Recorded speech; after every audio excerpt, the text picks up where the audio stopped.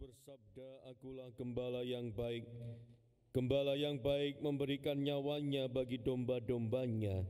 Sedangkan seorang upahan yang bukan gembala dan yang bukan pemilik domba-domba itu sendiri, ketika melihat serigala datang, meninggalkan domba-domba itu lalu lari.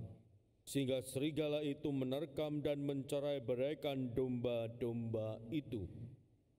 Ia lari karena ia seorang upahan dan tidak memperhatikan domba-domba itu. Akulah gembala yang baik. Aku mengenal domba-dombaku dan domba-dombaku mengenal aku. Sama seperti Bapa mengenal aku dan aku mengenal Bapa. Dan aku memberikan nyawaku bagi domba-dombaku.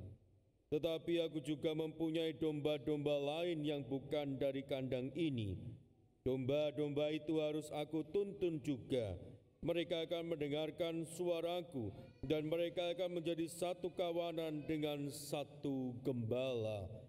Bapa mengasihi aku, oleh karena aku memberikan nyawaku agar aku menerimanya kembali.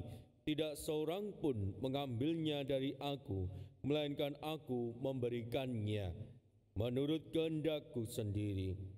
Aku berkuasa memberikannya dan berkuasa mengambilnya kembali. Inilah perintah yang aku terima dari Bapa-Ku." Demikianlah sabda Tuhan.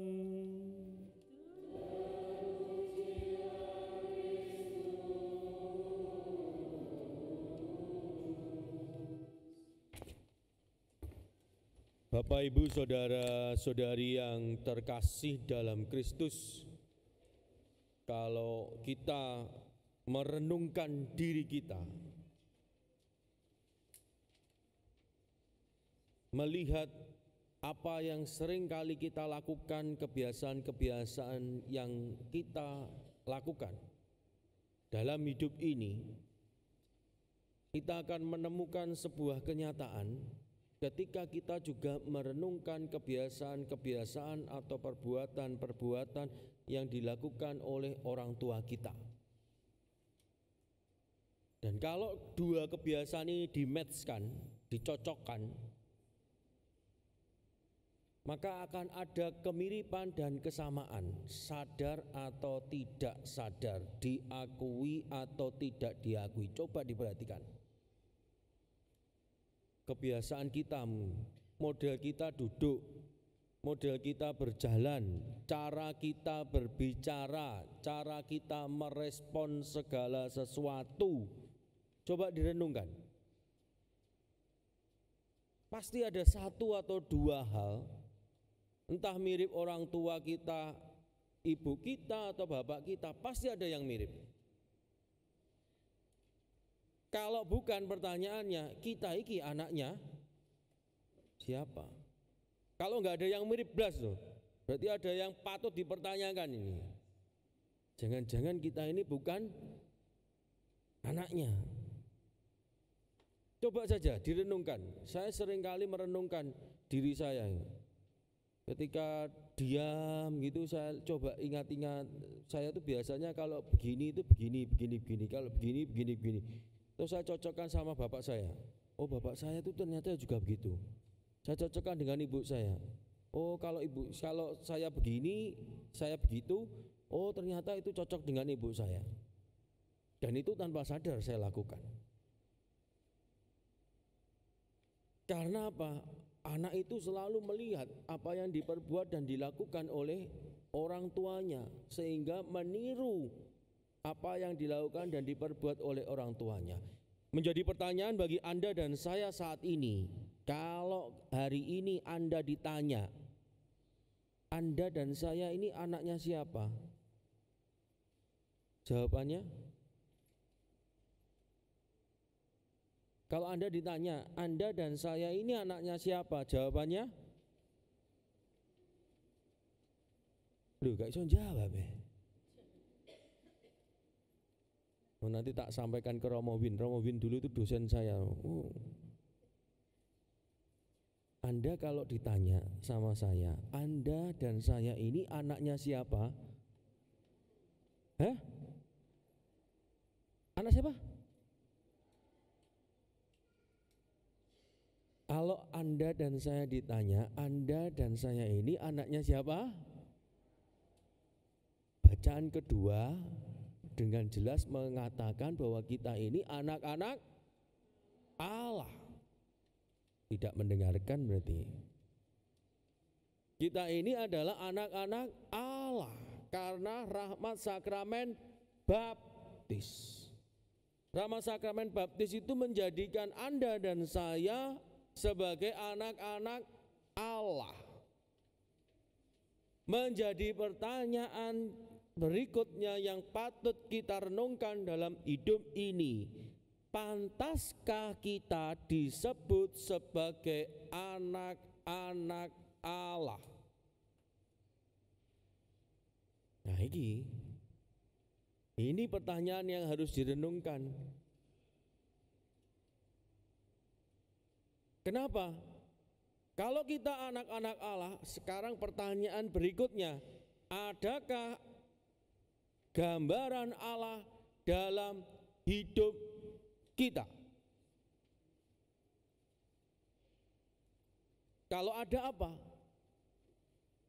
Bacaan Injil hari ini memperlihatkan kepada Anda dan saya salah satu sisi bagaimana Allah. Allah itu seperti gembala yang baik. Dialah gembala yang baik. Gembala yang baik yang memberikan nyawanya bagi domba-dombanya. Dan itulah yang dilakukan oleh sang gembala, memberikan nyawanya bagi domba-dombanya, mau mengorbankan sesuatu dalam dirinya bagi semua orang. Adakah hal itu dalam hidup kita? Kita sudah berkorban apa untuk sesama kita? Ataukah kita seringkali mengorbankan sesama kita untuk kesenangan, kepentinganku? Ini yang harus kita tanyakan dalam hidup kita. Kalau kita anak Allah, maka harus ada gambaran Allah dalam hidup kita. Sama seperti kalau kita anak orang tua kita, pasti ada gambaran sedikit atau banyak dari orang tua kita yang menempel dalam hidup kita. Kalau tidak, pertanyaannya kita ini anaknya siapa? Yang kedua, kita bisa melihat akulah gembala yang baik. Aku mengenal domba-dombaku dan domba-dombaku mengenal aku. Apakah sebagai anak Allah kita juga merupakan pribadi yang mau terbuka satu dengan yang lain, saling mengenal satu dengan yang lain, tidak hanya tahu tapi mengenal secara pribadi. Dan inilah yang harus kita perjuangkan. Maka dalam hidup ini kita dipanggil oleh Tuhan untuk berjuang menampilkan gambar dan citra Allah dalam hidup kita sebagai anak-anak-Nya. Allah yang mau mengasihi semua orang, Allah yang mau berkorban bagi banyak orang untuk keselamatan semua orang, Allah yang mau mengenal semua orang secara pribadi. Dan itulah yang harus kita perbuat dalam hidup kita. Oleh karena itu, Bapak Ibu, saudara-saudari yang terkasih dalam Kristus, di hari Minggu panggilan ini kita disadarkan oleh Tuhan bahwa kita diminta untuk menghadirkan gembala-gembala yang baik bagi gereja. Kita diajak oleh Tuhan untuk ikut ambil bagian dalam menghadirkan pekerja-pekerja yang baik bagi kebun anggur Tuhan. Tuhan sendiri berkata, panenan memang berlimpah, maka mintalah kepada sang pemilik panenan agar mengirim pekerja-pekerja di kebun anggurnya. Tapi tidak hanya meminta, kita juga diajak oleh Tuhan untuk mengusahakan. Tidak menunggu benih itu jatuh, tapi menanamkan benih panggilan itu dalam diri anak-anak kita, putra-putri kita, melalui apa? Sikap, teladan hidup kita yang mencerminkan Allah sendiri sebagai seorang gembala yang baik. Sehingga anak-anak ini akan melihat gambaran Allah dalam diri orang tuanya, dalam diri sesamanya, sehingga mereka juga tergerak untuk mewartakan kasih Allah dalam hidup mereka. Inilah yang harus kita sadari, inilah yang harus kita perbuat dalam hidup kita. Dan minggu panggilan ini mengingatkan Anda dan saya untuk melakukan hal tersebut. Kalau kita tidak melakukan hal tersebut, maka kita juga akan kesulitan mendapatkan seorang gembala yang baik. Karena apa? Seminari pertama bagi seorang gembala adalah keluarga.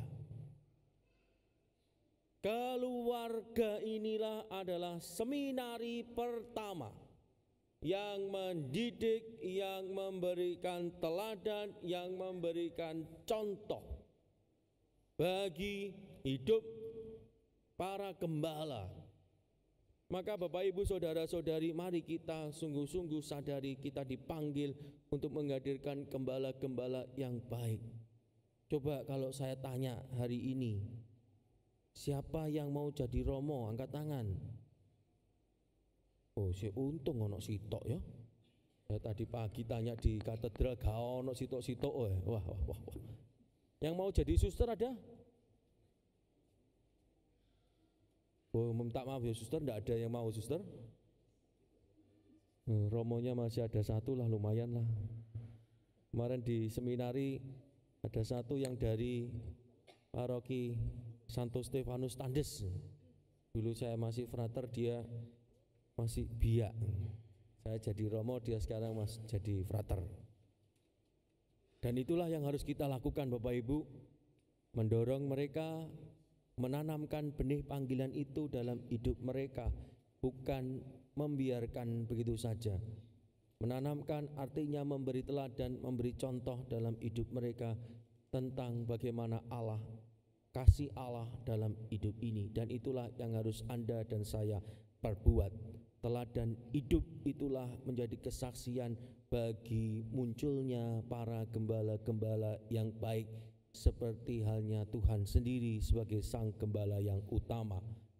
Gembala yang baik akan senantiasa menuntun, mengarahkan semua orang yang dipercayakan kepadanya. Domba-domba yang dipercayakan kepadanya takkan pernah dibiarkan hilang.